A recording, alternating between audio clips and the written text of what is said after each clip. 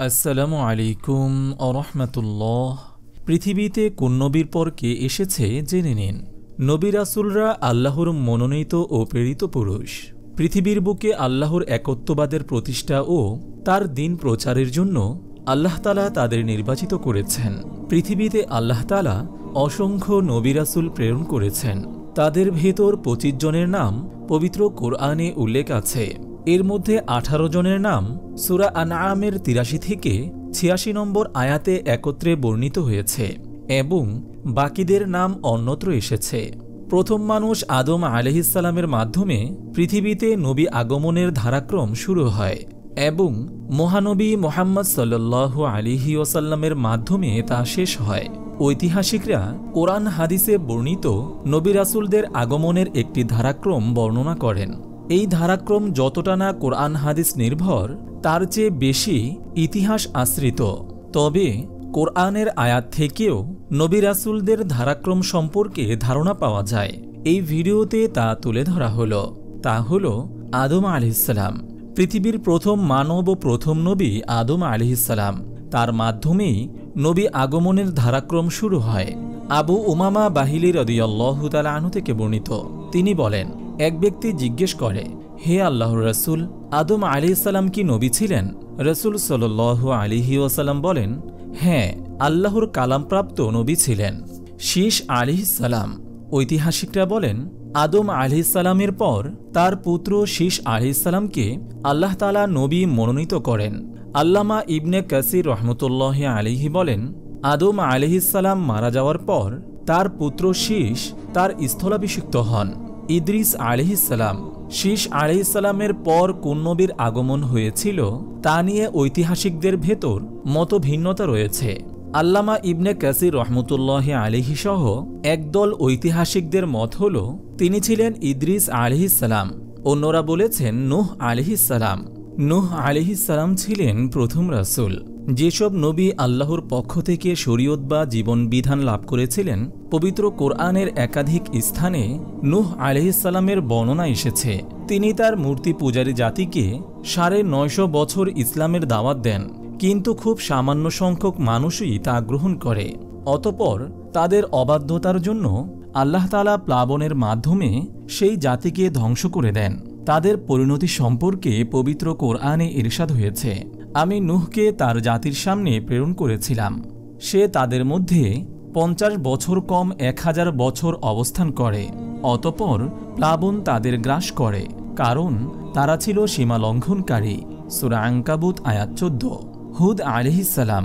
নূহ আলাইহিস সালামের পর হুদ আলাইহিস সালামের আগমন হয়। পবিত্র কোরআনের বর্ণনা থেকে বোঝা যায়, নূহ আলাইহিস সালামের পর হুদ আলাইহিস সালামের জাতির মাধ্যমে পৃথিবীতে নতুন সভ্যতার বিকাশ হয়। আল্লাহ তাআলা বলেন, তোমরা স্মরণ করো যখন নূহের পর তোমাদের স্থলাভিষিক্ত করা হয়েছিল। সূরা আ'রাফ আয়াত ৬৯। সালেহ আলাইহিস সালাম। পবিত্র কোরআনের বর্ণনা থেকে ইঙ্গিত পাওয়া যায় যে হুদ আলাইহিস সালামের জাতির পর সালেহ আলাইহিস সালামের জাতির আবির্ভাব হয়। ইতিহাসে তারা সামুদ নামে পরিচিত। ইরশাদ হয়েছে, তোমরা স্মরণ করো যখন আদ জাতির পর তোমাদের স্থলাভিষিক্ত করা হয়েছিল। সূরা আ'রাফ আয়াত ৭৪। ইব্রাহিম আলাইহিস সালাম। মুসলিম জাতির পিতা ইব্রাহিম আলাইহিস সালামের আগমন সম্পর্কে পবিত্র কোরআনে ইরশাদ হয়েছে, তাদের পূর্ববর্তী নূহ, আদ, সামুদ সম্প্রদায়, ইব্রাহিমের সম্প্রদায় এবং মাদিয়ান ও বিধ্বস্ত নগরের অধিবাসীদের সংবাদ কি তাদের কাছে আসেনি? সূরা তাওবা আয়াত ৭০।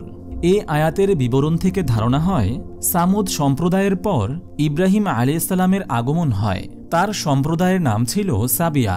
তারা চন্দ্র, সূর্য, গ্রহ ও নক্ষত্রগুলোর পূজা করত। তিনি তাদের একত্ববাদের পথে আহ্বান জানান, কিন্তু তারা তা প্রত্যাখ্যান করে এবং ইব্রাহিম আলাইহিস সালামকে আগুনে পুড়িয়ে মারার ঘৃণ্য ষড়যন্ত্র করে, কিন্তু আল্লাহ তাআলা তাদের ষড়যন্ত্র নস্যাৎ করে দেন। লূত আলাইহিস সালাম। ইব্রাহিম আলাইহিস সালামের যুগেই লূত আলাইহিস সালাম প্রেরিত হন। কোরআনের বিবরণ থেকেও বিষয়টি স্পষ্ট হয়। ইরশাদ হয়েছে, লূত তার প্রতি বিশ্বাস স্থাপন করল। ইব্রাহিম বলল, আমি আমার প্রতিপালকের উদ্দেশ্যে দেশ ত্যাগ করছি। তিনি পরাক্রমশালী, প্রজ্ঞাময়। সূরা আনকাবুত আয়াত ২৬। শুআইব আলাইহিস সালাম। লূত আলাইহিসসালামের অল্প কিছুদিন পরেই শুআয়ব আলাইহিসসালাম তার দাওয়াতি কার্যক্রম শুরু করেন। কোনো ঐতিহাসিকের দাবি তিনি ক্যালোরীয় অঞ্চলে আগমন করেন। পবিত্র কোরআনে তার আগমনকাল সম্পর্কে বলা হয়েছে, লূতের জাতি তোমাদের খুব বেশি আগের নয়। সূরা হুদ আয়াত 89। ইসমাঈল আলাইহিসসালাম, ইব্রাহিম ও তার স্ত্রী হাজরা আলাইহিসসালামের ঔরসে জন্ম হয় ইসমাঈল আলাইহিসসালামের। তিনি পবিত্র কাবাঘর নির্মাণে তার পিতাকে সাহায্য করেন। ইসমাঈল আলাইহিসসালামকে আরব জাতির পিতা বলা হয়। তার বংশধারা আরব সভ্যতার বিকাশে গুরুত্বপূর্ণ ভূমিকা রাখেন। নবী মুহাম্মদ সাল্লাল্লাহু আলাইহি ওয়াসাল্লাম ছিলেন তার বংশধর। তিনি আমালিক ও জুহরুম গোত্রের লোকদের মধ্যে এবং ইয়ামান অধিবাসীদের দ্বীনের দাওয়াত দেন।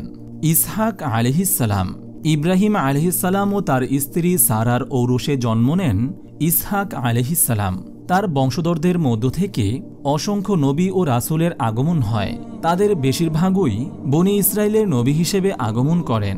অবশিষ্ট নবীদের ধারাক্রম, ইসহাক আলাইহিসসালামের বংশধারা থেকে আল্লাহ তাআলা একাধিক নবী প্রেরণ করেন। তাদের ধারাক্রম এমন: ইয়াকুব আলাইহিসসালাম, ইউসুফ আলাইহিসসালাম, আইয়ুব আলাইহিসসালাম, জুলকিফ আলাইহিসসালাম, ইউনুস আলাইহিসসালাম, মুসা আলাইহিসসালাম, হারুন আলাইহিসসালাম, খিজির আলাইহিসসালাম, ইউশা ইবনে নুন আলাইহিসসালাম, ইলিয়াস আলাইহিসসালাম, দাউদ আলাইহিসসালাম, সুলাইমান আলাইহিসসালাম, জাকারিয়া আলাইহিসসালাম, ইয়াহইয়া আলাইহিসসালাম ও ঈসা আলাইহিসসালাম।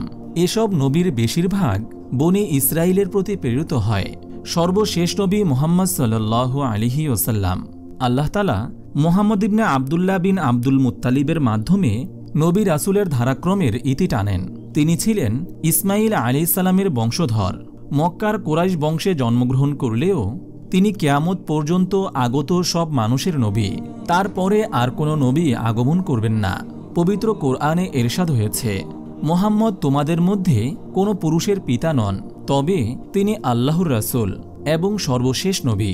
আল্লাহ তাআলা সব বিষয়ে অবগত। সূরা আহজাব আয়াত 40। আপনি যদি এরকম ভিডিও আরও পেতে চান তাহলে এই চ্যানেলটি সাবস্ক্রাইব করে পাশে রাখা বেল আইকনটি অন করে দিন।